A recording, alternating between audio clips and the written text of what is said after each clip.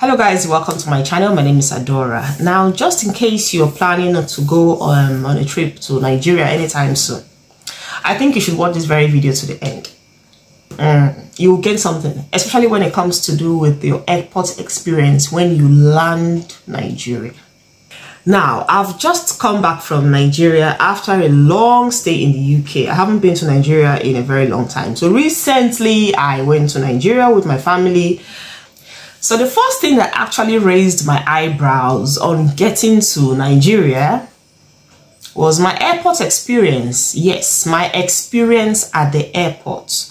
Now, when I was leaving the UK going to Nigeria, I didn't actually face any difficulties from immigration and all of them. It was actually a very smooth one. Of course, because you are leaving, you are not really expected to go through so much stress as compared to when you're coming into the country. So yeah, I quite understand that when you get into Nigeria airports, yeah, of course, because you're coming in, definitely you will be faced with some, challenges here and there. You'll be faced with some security checks. Of course, they have to know who's coming into the country and all that. But that's not the issue. My problem now is that while you are checking, you're doing your security checks for people coming into the country, do you have to attach monetization to it? Like, does it have to come with some form of settle, roja, drop something and all that? I mean, I thought that was old school. I thought we were done with all those kind of attitude. Like, I haven't been to Nigeria in, like, let me say, minimum of 10 years. All right, back then, when I was in Nigeria, this particular exercise, this financial exercise, people do, was very much present. So I sort of expected that after so many years, at least by now, people would have overgrown or rather outgrown that kind of attitude of having to beg, ask for money. Everyone that comes in, you're asking. Some people are very polite about it and you have no choice but to give. And some are so very arrogant and aggressive about it. It's just like they want to deal with you if you don't drop. So yeah, so when we got to the airports, we did our usual checks, immigration and all that. In fact, the luck we had was that we don't even know this man from anywhere. He just came, he's an immigration officer. He just came into the picture and helped us to scale some hurdles that if not for him, even with him in the picture, I noticed that some officers were angry. They were looking at this man like, why did you come to their rescue? Like, why are you doing this for them? Why are you trying to make things easier for them?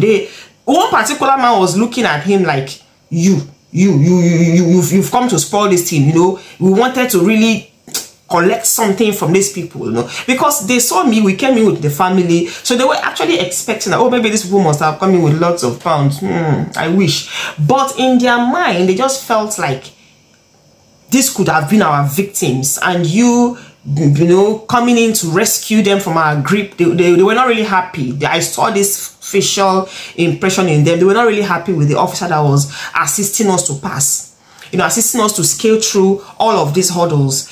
Because honestly, I was even looking at other people that had nobody to assist them, like had nobody to push them from one table to the other. I saw what they were going through. I saw the way some of these people working at the airports were harassing them, stopping them in unnecessarily, checking what was not supposed to, or rather, I wonder what they were checking. And then when it goes to the custom area, I saw people that were actually, being checked. Their luggages were being checked. And someone whispered to me and said, all these people that are allowing their luggages to be checked, once you drop small money, you drop something, that's it. You can just pass freely. And that is really embarrassing, to say the least. Okay, then we left there, all of the checking. We finished all of this checking and went to take our luggages. And at that point, someone came to me and was like, madam, do you want me to help you leave the airports freely without stress? I was like, what do you mean by leave the airports freely? Am I being held hostage here? Is there some kind of kidnap going on? Which one is leave the airports freely? And he said, no, because if not, officers, some people will want to ask some questions or collect money. I was like, I think we're done with all of those checks. So what's remaining again? At this point, it was just for me and my family to pick up our luggages and put them on the trolley and move. So which one is leave the airport freely again? Who is holding us? So when he saw that I wasn't bulging, he just walked away. He didn't even let me finish the last statement. He just walked away. So immediately he walked away, we got our luggages in the trolley and we were leaving. While we were pushing the trolleys to leave, one other lady just came from nowhere. The thing is that sometimes you don't even know who these people are. They have no uniforms to actually identify them for you to know who they work with or who they are working, where they work. She just came from nowhere. Madam, please, can I see your boarding pass? And I'm like, what for? She wants to see if it rhymes with the luggages on the trolley, like our box suitcases on the trolley. And we were like, what the hell? Are you kidding me? So what if I threw the boarding pass? I've already left. I've left the plane since we've been. It took us almost 2 hours to get cleared from from one check to the other. And what if along the line I misplaced my boarding pass? So does it mean that I won't be allowed to leave the airport because you suspect, okay, someone might have taken the wrong luggage or the wrong suitcase or the other? It was just a means of getting something. And while she was at that, okay, and luckily I had the boarding pass. I was like, okay, have it. Let me see the end. Let me see what exactly you want to do. So when I gave her the boarding pass, she took it. She was looking at it one after the other and comparing it with the suitcase on the trolley and all of that. And because she was taking time, we had to speak out. We're like, be fast about it. We have kids that have been waiting. Almost 2 hours we've been in the same airport. We haven't even left where we are. Hurry up about it. The annoying part of it is that they will take their time. They don't prioritize kids. They don't care if you're in a hurry. Their own is that they want to try and see if you will drop. And at that point, I made up my mind that I am not dropping a pound. Even a pound that is broken. An old decayed pound. I won't drop it. I'm not giving anybody. Because in the first place, it's embarrassing when you have to bribe your way. When you have to, whether it's directly or indirectly, stylishly or unstylishly, get money from somebody for the same job you're being paid for. Don't come here telling me, oh, they've not been paid for months, they've not been paid for years.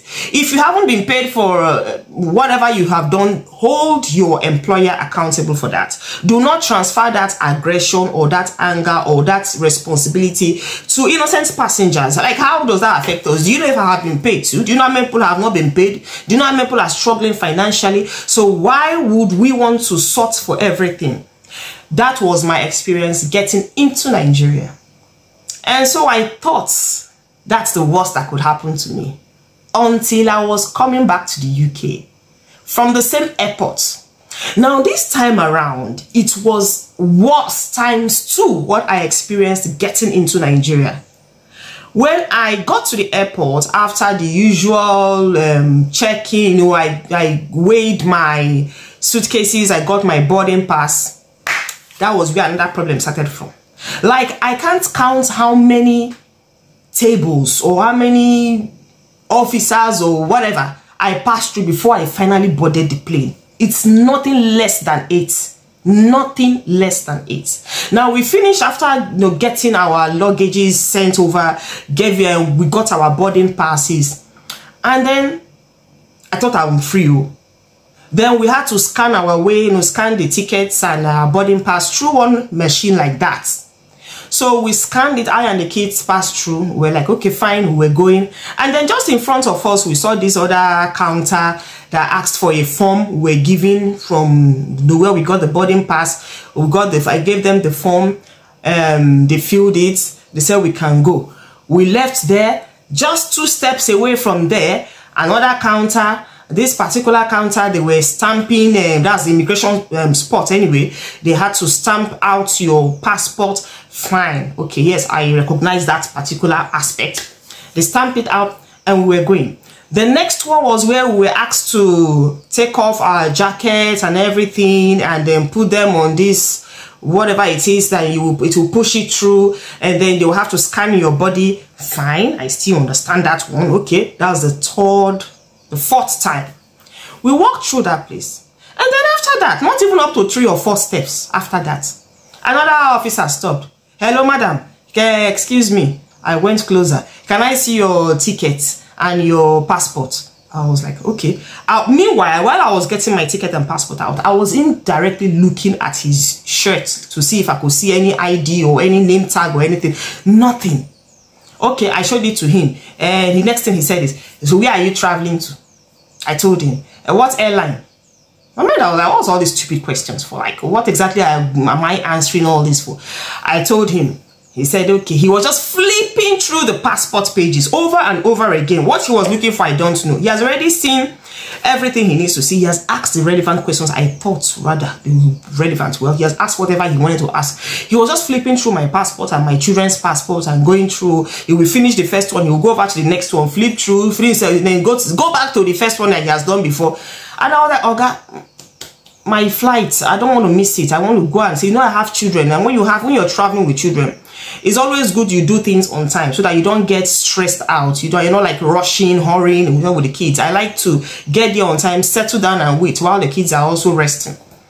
And he was like, wait now, I'll soon give it back to you. The next thing, while handing me back the passport, he said, Madam, today is Friday. This is weekend. Will you do something for it? I first ignored. I acted as if I didn't hear that one. So I was taking the passport, I was putting it back in my bag, and I was walking away. And the next thing, you know what this man did?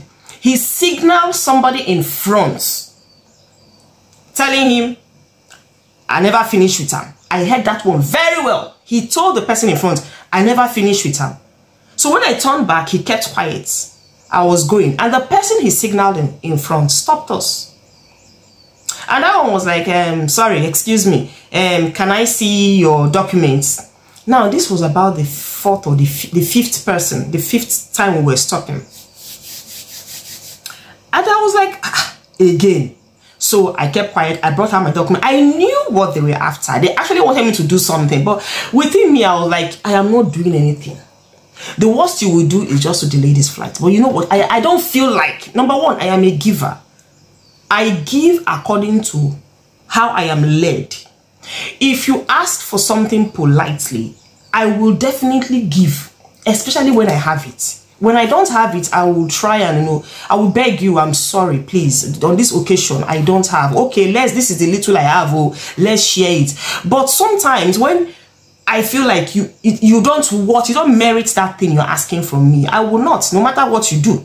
So when I knew that these people were indirectly trying to corner some change from me, I said, no, today I will stand my ground. I'm not doing anything. So my guy that stopped us was like, let me show the document. I gave him documents. He was just going through it. There was nothing he was looking for. And funny enough, he stood alone. Like there was no counter. There was nothing. Just only him. I gave it to him. And while he was flipping through it, he now said, what are you going to the UK to do? I just laughed within me. I said, sorry, what did you say? He said, what are you going to the UK to do? I said, I live in the UK. He said, okay. So, sister, fine sister, what can you do for us now? I said, I'm sorry, I can't do anything. I'm going back right now. I don't have anything on me. At this point, I wanted him to understand that I understand where you're coming from. But see, I can't do anything. I told him, I don't have anything on me. I've exhausted all I have. So there's nothing I can do. So he just gave me the passport and let us pass. Immediately we walked away from him. Just count like 3 steps. 1, 2, 3. One lady sitting by the corner just stopped us. This lady looks well fed. Like she looks well, like all this big madam, all this, all this well fed, I don't know how to explain it, comfortable looking housewives that we just decide to work, but she looks like someone that has money. She's okay. Maybe she's one of the orgas there, I don't know. Sat by the corner. And that one just called me. Excuse me. I went to her. Can I see your document? Hey. I was like, hey. Even somebody that is going into America does not get grilled like this. Me, I'm leaving Nigeria. It's not like I'm coming into the country. It's not like I'm coming into the country that you want to screen me to see if I'm a terrorist or whatever. So I'm leaving. You should be glad to even throw me out. Allow me to just leave your country, Why all this unnecessary, torturous investigation or questions? Anyway, I walked up to her again. At this point, I was really getting angry. And she said on my face, she was like, I will not waste time with you. Just a minute. I gave her the passport again.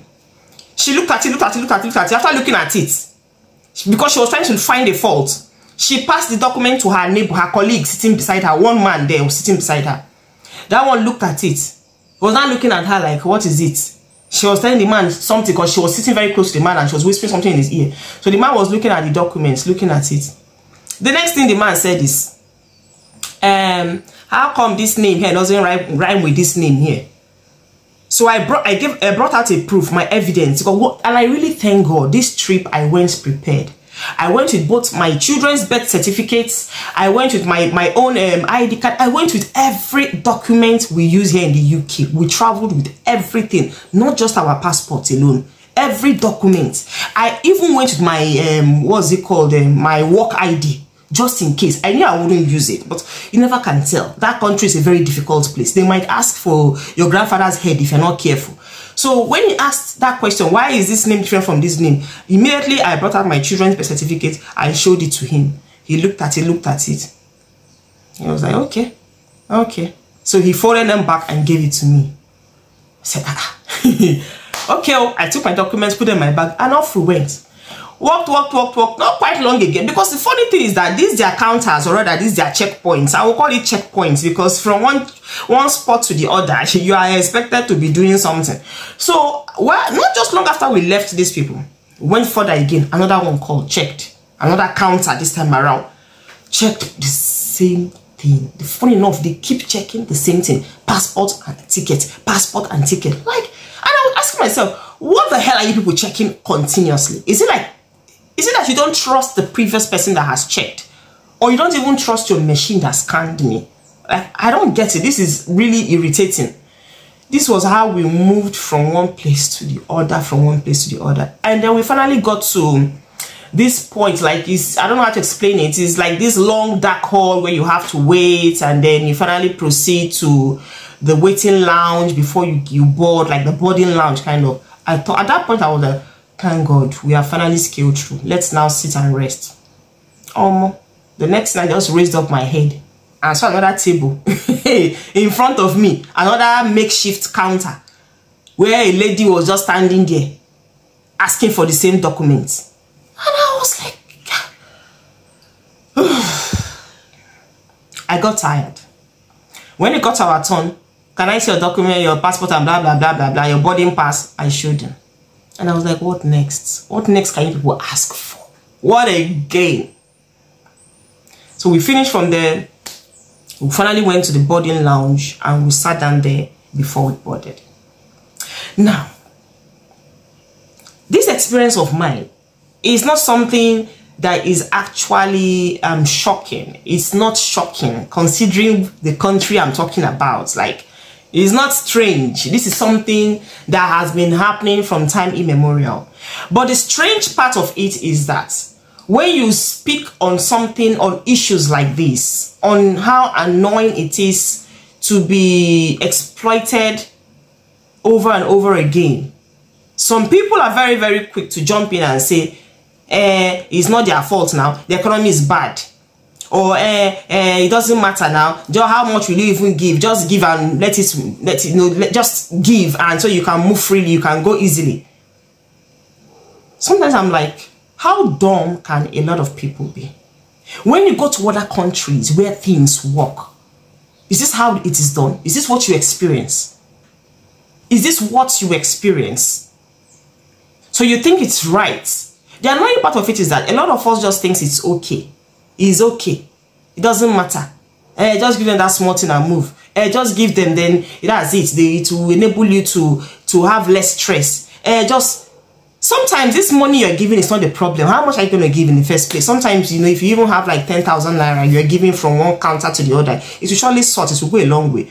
But are we not encouraging this corruption to continue? Are we not encouraging this rubbish to keep taking place? Because I remember right there at the airport, when I was being moved from one table to the other, I remember very well, I saw one foreigner. And at some point, this guy got so irritated with what was happening, you know, the movement from table to table. And he was even speaking out. He was like, in America, where he comes from, he doesn't have to go through all this process. Why Nigeria? Like, I'm sure in his mind, he'll be asking Nigeria of all countries, like, what's special about this country that people have to check and check and check and check? And this is someone going out of the country, not even coming into the country. So, like, what is this? I don't know. There are some things that are not, I don't know. It sounds so strange. But honestly, if you think it's okay because you think you have the money, just give and move on. We are encouraging the same thing that was supposed to have stopped. We are encouraging the same corruption that is killing the country. We are encouraging the same exploitation that is now moving from one generation to the other. Now, the people I saw at the airport, a big majority or a large percentage of them that were actually asking for were the older generation. We're the older generation. I didn't really see much of the youth walking there, you know, it was more of elderly people. So now, if you see all this coming from people whom you expect to act better, what do you expect the younger ones to do? They think, like, after all, it's normal. Like, what's the big deal? Just drop something and you move. Everybody would not think it's normal to ask, to beg, to exploit people. And that's how the corruption keeps going from one lineage to the other, from one generation to the other. And we expect a better country. Anyway, if you intend to travel to Nigeria, just have this at the back of your mind. That your airport experience might actually be the reason why you get unnecessarily stressed out. And if you're not careful, if you're not the kind of person that can control your temper, you will let loose. Thank you very much for watching, and I hope to see you in my next video.